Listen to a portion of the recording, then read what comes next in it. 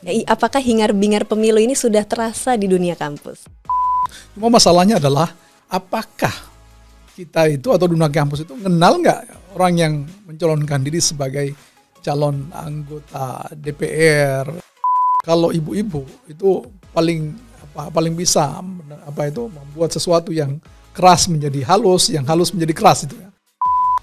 Saya punya satu buku yang banyak disitasi juga dari Sabang sampai Merauke. Buku apa itu, Pak? Judulnya adalah Anda bisa panjang umur kalau Anda meninggalkan legasi buku itu.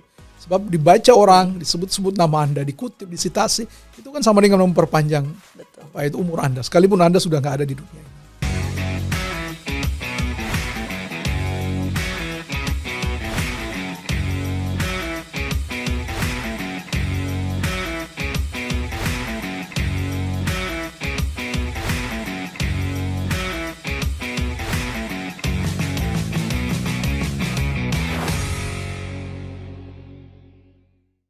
Halo teman pemilih, apa kabar semuanya? Semoga teman pemilih dalam keadaan sehat selalu dan tentunya tetap semangat menyambut pemilu 2024. Saya Nona, host podcast KPU RI, ingin mengucapkan terima kasih sebesar-besarnya kepada teman pemilih yang sudah setia bergabung bersama podcast KPU RI hanya di kanal YouTube Komisi Pemilihan Umum Republik Indonesia. Nah, hari ini teman pemilih, kita kedatangan tamu yang sebetulnya sudah 2 kali main-main ke studio podcast KPU RI. Siapa dia?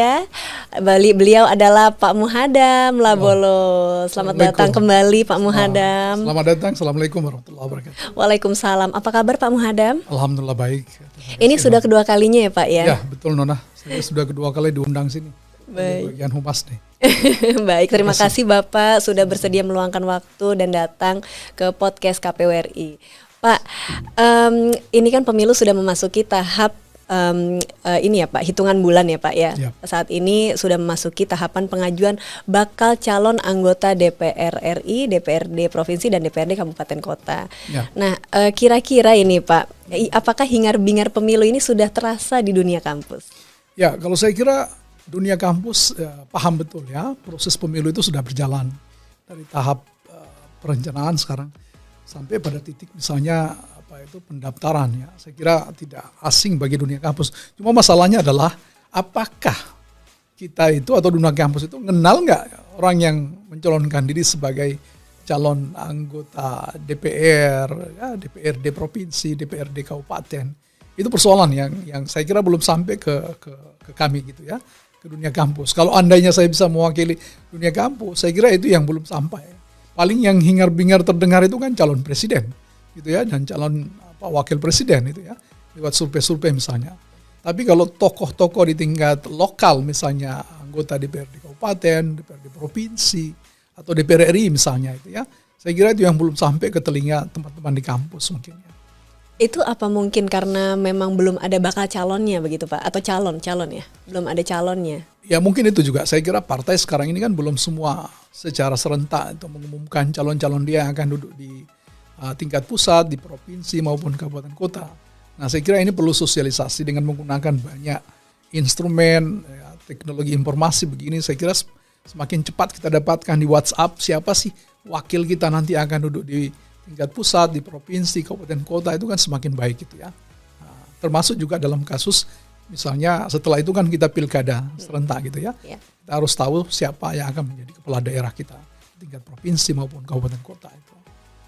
Baik Bapak, kira-kira Pak ada keresahan nggak sih Pak sebagai akademisi Pak terhadap pelaksanaan pemilu 2024 mendatang, atau mungkin sebaliknya Pak?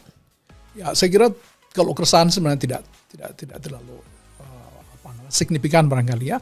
Mungkin yang kita pikirkan di kampus itu adalah satu ya, kita harus tahu dulu siapa pemimpin kita itu, calon kita itu yang akan kita pilih kan. Kita kan nggak mau milih seseorang itu seperti milih kucing dalam karung itu. Harus jelas siapa pemimpinnya itu. Nah, kan kita harus tahu dulu semua basis konstituen itu atau semua pemilih, apalagi pemilih rasional itu, dia harus tahu betul track record ya.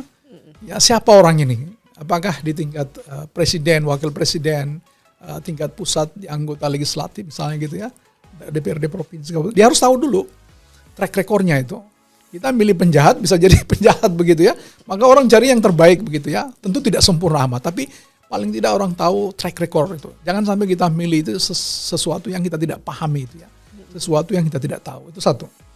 Nah, yang kedua, orang juga harus paham bahwa seseorang itu benar-benar dia sudah melewati satu proses ya yang baik.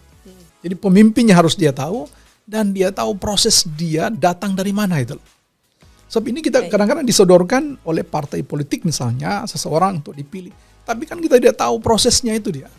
Apakah dia sudah melewati satu proses yang panjang itu? Ya, itu penting bagi pemilih saya kira. Kalau kita misalkan lihat Presiden Amerika Serikat Biden misalnya, itu kan dia prosesnya panjang itu dalam partai sampai dia duduk jadi presiden. Mahathir Muhammad sampai usia 94 tahun itu prosesnya panjang itu ya. Jadi kita tahu misalnya Pak Jokowi jadi wali kota, jadi gubernur, jadi presiden itu. Jadi dan kita tahu juga di dalam mekanisme partai berlangsung, bukan hanya di dalam mekanisme seperti KPU ini membuat satu mekanisme dia masuk ke dalam sistem, tetapi di internal partai juga dia harus kita tahu proses-prosesnya itu. Bukan kutu loncat datang ke sini, ke situ, ke situ. Nah, supaya kita tahu itu. Jadi pemimpin proses yang ketiga, itu kita juga harus tahu basisnya itu. Basisnya itu harus tercerdaskan. Itu bukan cuma basis yang sekedar mendukung gitu ya, tapi basisnya itu harus benar-benar paham ya. Kita ini dukung seseorang itu benar-benar untuk ya sampai pada titik tujuan yang dia jual itu ya dalam visi misi. Karena sekarang kita tahu banyak influencer, banyak buzzer itu ya. Tapi kita kan nggak tahu apakah mereka ini benar-benar adalah pemilih yang benar-benar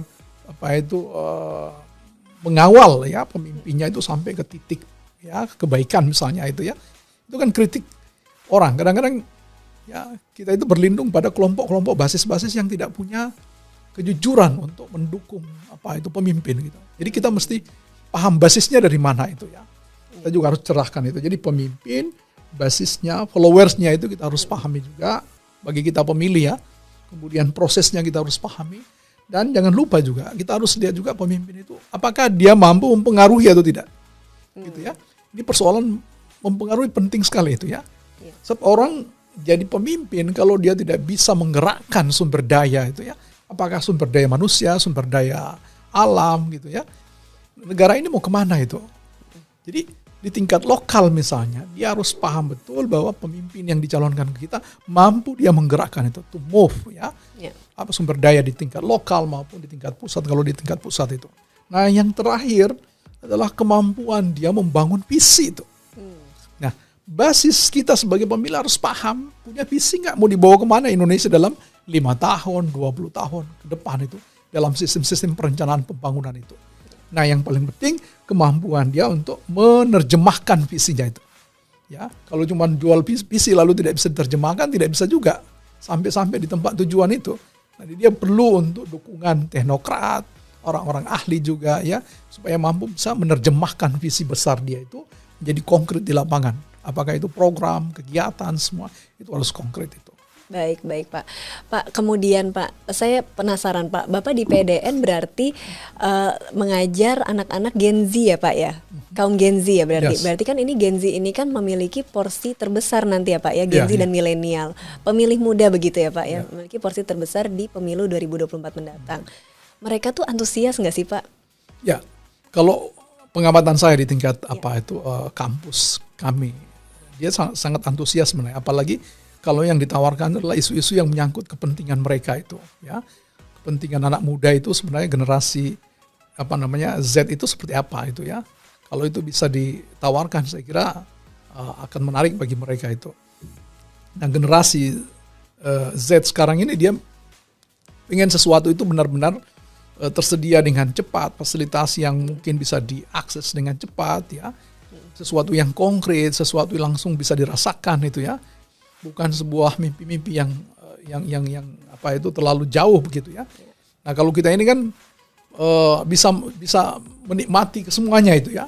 Kalau kita yang generasi A barangkali saya gitu ya, XA gitu ya, itu kan generasi yang mendapatkan semua itu masa lampau, masa pertengahan dengan masa kini itu dapat semua itu ya, walaupun cuma sedikit-sedikit itu ya.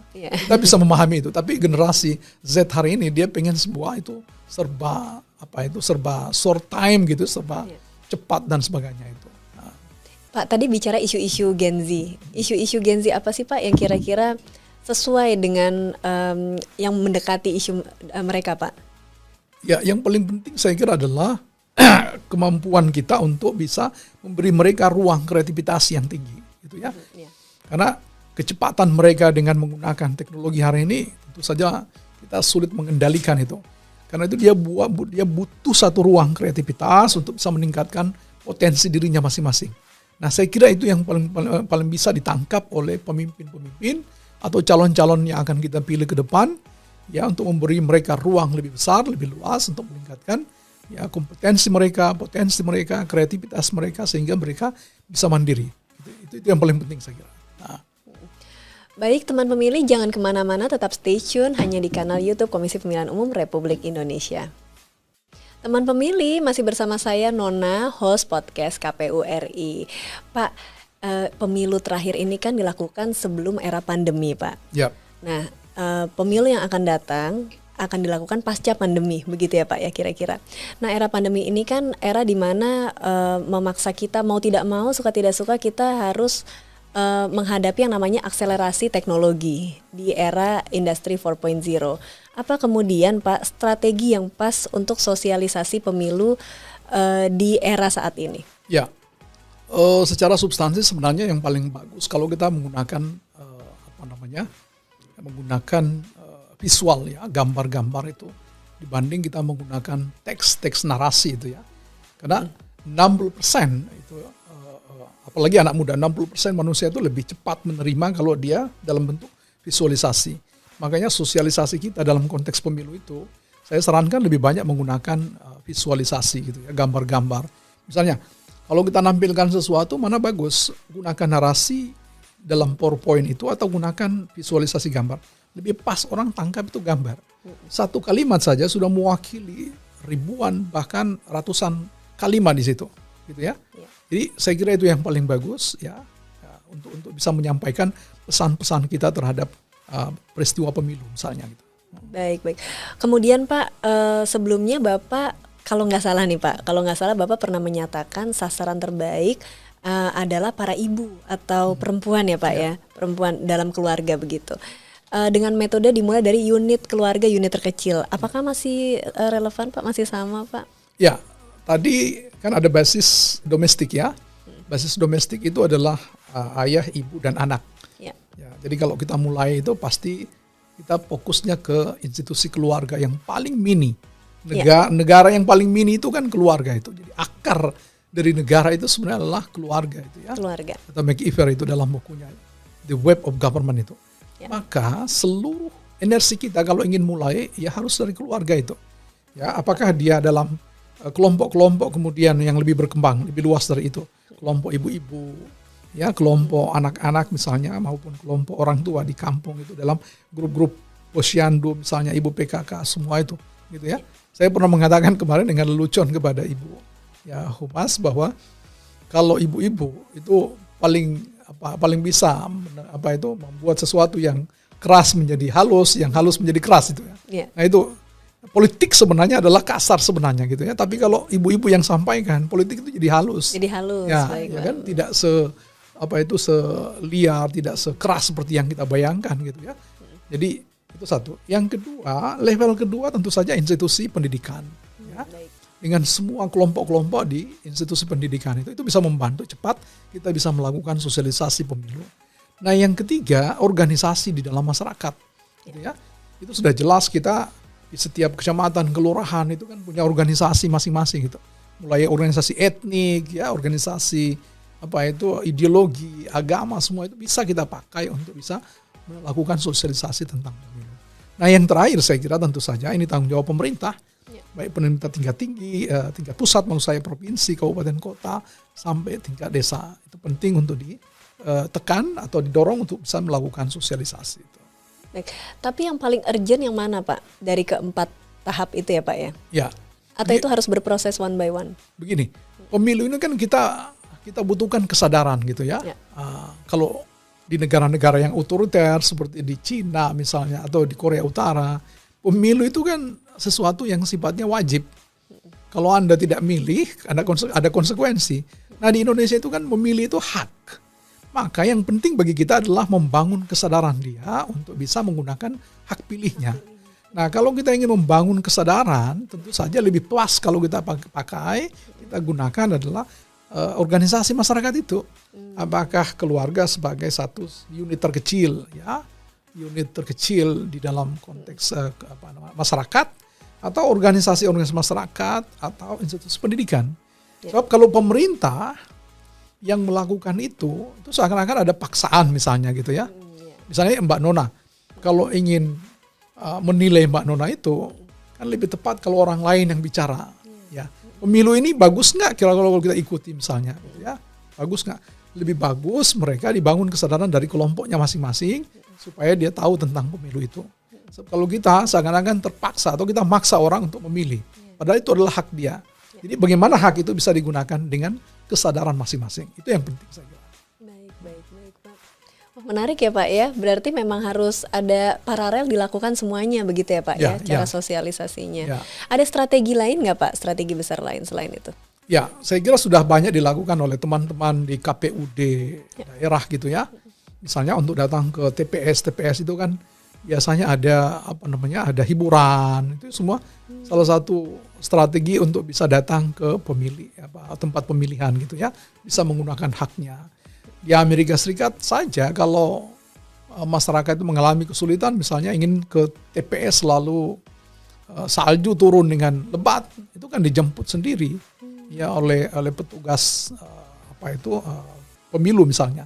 Itu salah satu bentuk misalnya kalau daerah-daerah yang terpencil mungkin bisa disiapkan gitu ya. Pemerintah bisa menyiapkan misalnya transportasi supaya mereka bisa sampai ke tempat TPS untuk memberikan suara begitu ya. Asal jangan dimobilisasi dengan sengaja tentu saja. Saya kira itu. Dan kalau kesadaran mereka muncul, biar mereka yang mengorganisir dirinya. Kalau KPUD juga jemput semua nanti dianggap juga ada upaya mobilisasi. Partai juga bisa dianggap juga mobilisasi oleh partai gitu ya. Iya, betul. Jadi kalau kesadaran mereka sendiri itu jauh lebih baik saya kira. Supaya mereka bisa menggunakan haknya itu. Bicara mengenai itu kan tadi dari jalurnya ya Pak. Nah kalau medianya paling pas itu pakai apa Pak medianya Pak? Apakah kemudian tatap muka itu masih signifikan Pak, berpengaruh atau bagaimana Pak? Ya, memang kalau kita mau jujur ya teknologi di depan mata kita gawai itu sudah sangat efektif sebenarnya, bisa menyampaikan pesan dari Sabang sampai Merauke, dari pusat sampai ke daerah itu selesai di media sosial sebenarnya ya. Tetapi jangan lupa pemilih di level bawah yang sifatnya bukan rasional, emosional gitu ya. Ikatan-ikatannya adalah ikatan kekeluargaan, ikatan identitas ya, apakah terhubung secara etik maupun secara ideologi agama misalnya. Dia kadang-kadang butuh sosok itu muncul, harus berhadapan dengan mereka ya. Basis yang semacam itu, basis militan istilahnya ya, basis yang fanatik. Dia nggak mau sekedar untuk terima informasi begitu saja. Dia perlu untuk ketemu dengan calon-calon itu. Nah, saya kira tatap muka itu masih penting ya, sekalipun mungkin tidak begitu sekuat seperti di masa-masa yang lampau begitu ya. Karena kita sudah menggunakan teknologi media sosial di depan kita tersedia, mungkin itu yang kita terus dorong gitu ya. Tapi bukan berarti tidak penting tatap muka itu ya. Untuk daerah-daerah tertentu yang basis pemilihnya tadi masih dalam ikatan-ikatan yang non rasional itu, dia membutuhkan juga sosok sebagai kesaksian bahwa inilah calon dia untuk dipilih. Gitu. Pak, pemilih dengan pemilih yang non rasional tadi ya Pak ya, yang pendekatannya non rasional itu tadi biasanya di kategori usia berapa Pak? Saya kira tidak ada kategori di situ. Seringkali sekarang itu dulu orang mengatakan bahwa pemilih yang militan itu pemilih yang usianya masih muda, tapi tidak juga. Kalau kita lihat ya pendukung public figure yang militan misalnya gitu ya, tokoh-tokoh agama itu tidak hanya di generasi muda itu ya, generasi tua juga ya, generasi XA juga itu masih banyak saya kira. Saya kira itu penting barangkali sehingga perlu untuk dibuka untuk tatap muka itu. Baik Pak. Berarti memang harus balance ya Pak ya. Ya. Ada yang tatap muka, ada yang daring, ada yang luring begitu Pak. Ya. Baik, Bapak kita lanjut lagi ke segmen berikutnya. Oke. Namun demikian teman pemilih, pastikan teman pemilih sudah terdaftar sebagai pemilih untuk pemilu 2024. Caranya mudah sekali. Ketik cek dptonline.kpu.go.id dan masukkan nomor induk kependudukan atau nomor paspor teman pemilih. Pastikan terdaftar. Kalau belum terdaftar, bagaimana caranya? Untuk yang berada di dalam negeri, teman pemilih bisa ke PPS, PPK, maupun KPU di daerah setempat. Atau untuk yang berada di luar negeri, teman pemilih bisa ke PPLN di wilayah kerja masing-masing. Terima kasih teman pemilih yang sudah subscribe podcast KPU RI di kanal YouTube Komisi Pemilihan Umum Republik Indonesia. Masuk segmen berikutnya, Pak. Kalau tidak salah, Bapak mau launching buku ya, tanggal 5 Mei. Insyaallah. Ya, buku keberapa ini, Pak? Itu buku yang ke-22 kurang lebih. Ke-22, ya. Pak. Banyak banget, Pak, tulis bukunya, Pak. Ya, tulis buku dengan teman-teman. Terakhir dengan teman-teman. Ya. Baik, Pak. Pak, sebagai orang yang banyak menulis buku, ada nggak sih, Pak, bacaan favorit Bapak? Saya punya bacaan favorit yang luar negeri satu dan yang dalam negeri satu ya. Yang luar negeri itu saya suka membaca bukunya Thomas Hobbes ya, yang ditulis abad 18 itu. Kalau nggak salah dia tulis 1876. Buku Thomas Hobbes itu judulnya adalah Leviathan. Leviathan itu raksasa besar itu yang dia kiaskan sebagai pemerintah itu ya. Jadi tanpa pemerintahan ya negara itu akan kolaps atau masyarakat itu akan kacau. Yang disebut dengan istilah ya, homo homini lupus itu ya. Nah, itu adalah saya kira menginspirasi pikiran saya. Dan yang kedua adalah buku dari Profesor Rias Rashid, itu bukunya tentang makna pemerintahan, tinjauan dari sisi etika itu juga menginspirasi saya, ya, sehingga muncul tulisan-tulisan lain, ya dalam konteks politik pemerintahan itu ya. Nah, saya kira itu yang favorit di saya gitu ya. Nah, Bapak menulis buku banyak tentang politik pemerintahan ya Pak ya? Ya. Baik Pak. Kemudian masih dalam nuansa Hari Buku yang kita peringati sebelumnya tanggal 23 April Pak, ada nggak buku favorit yang Bapak rekomendasikan ke teman pemilih? Alasannya apa Pak? Saya punya satu buku yang banyak disitasi juga dari Sabang sampai Merauke. Buku apa itu Pak? Judulnya adalah Sistem Pemilu dan Kepartaian. Ya. Itu saya tulis dengan di junior saya, ya Teguh Ilham. Kami nulis buku itu dan saya kira citasinya sudah ribuan dipakai untuk konteks pemilu ya, sistem pemilu dan kepartaian kalau Anda mau baca itu. Ya. Tapi kalau baca-baca yang ringan itu bisa langsung aja ke blog saya. Oh iya Pak. Ya di blog saya Muhadam Labalo Blogspot itu ya. Perspektif pemerintahan. Itu ada kurang lebih 300 lebih tulisan di situ ya. Tulisan artikel pendek yang sudah pernah muncul di media online ya, entah lokal maupun nasional itu. Anda bisa akses di situ. Termasuk sebagian buku saya itu sebagian diambil di situ dikembangkan itu. Kalau ingin langsung ya. 300 lebih tulisan ya Pak, produktif sekali Bapak.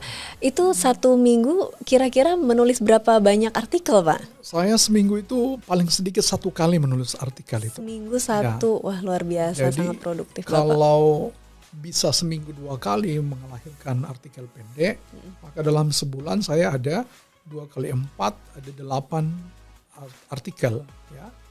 8 artikel dalam 12 bulan, 8 kali 12, saya sudah bisa punya sekitar berapa itu? Hampir 40 artikel ya.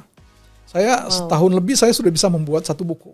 Itu maksud saya. 1 tahun 1 buku, ya, Pak. Targetnya 1 tahun 1 buku ya. Dari artikel itu semua. Wah, ini sangat menginspirasi teman-teman pemilih ya, supaya kita juga produktif sebagai kaum muda ya Pak ya. Produktif untuk menulis dan juga membaca begitu. Ya, karena begini Mbak Nona, kalau Anda menulis berarti Anda nilai Anda sebagai manusia itu naik 1 derajat.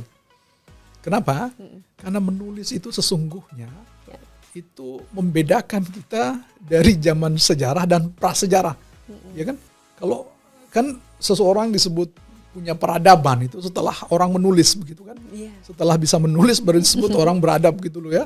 Kalau dulu kan masih belum ada penemuan tulisan, orang tidak bisa meninggalkan legacy, tidak bisa meninggalkan heritage. Maka yang ditinggalkan itulah buku-buku yang dibaca kita sekarang, itu kan. Betul. Nah, yang menandakan zaman sejarah, prasejarah ke sejarah itu adalah tulisan. Jadi kalau Anda sudah bisa nulis, itu Anda sudah meningkatkan peradaban. Ya. Jadi status Anda itu sudah luar biasa. Itu yang membuat saya, dari guru saya gitu ya. Ada guru filsafat saya, Pak Abu Hasan, itu juga menginspirasi saya. Sehingga saya harus menulis untuk meninggalkan sesuatu di dunia ini. Kalau besok Mak Nona dipanggil Tuhan, lalu saya dipanggil Tuhan, yang orang baca kan buku itu. Jadi, tulisannya Pak ya, kata Profesor Buya Hamka, Anda bisa panjang umur kalau Anda meninggalkan legasi buku itu. Sebab dibaca orang, disebut-sebut nama Anda, dikutip, disitasi, itu kan sama dengan memperpanjang umur Anda. Sekalipun Anda sudah nggak ada di dunia ini. Betul Pak. Wah, berarti betul legacy itu ya Pak ya? Legacy. Tulisan itu adalah legacy. Baik, teman pemilih tetap stay tune di podcast KPU RI hanya di kanal YouTube Komisi Pemilihan Umum Republik Indonesia. Teman pemilih, kita sudah sampai di akhir sesi. Sebelum kita tutup sesi podcast kali ini, kita mau tanya ke Pak Muhadam. Apa kira-kira pesan Pak Muhadam kepada teman pemilih? Oke, pesan saya yang pertama adalah untuk memilih Anda butuh literasi. Ya, karena itu banyaklah untuk membaca profil calon-calon yang akan kita pilih. So, kalau Anda tidak tahu track recordnya, Anda akan keliru untuk memilih.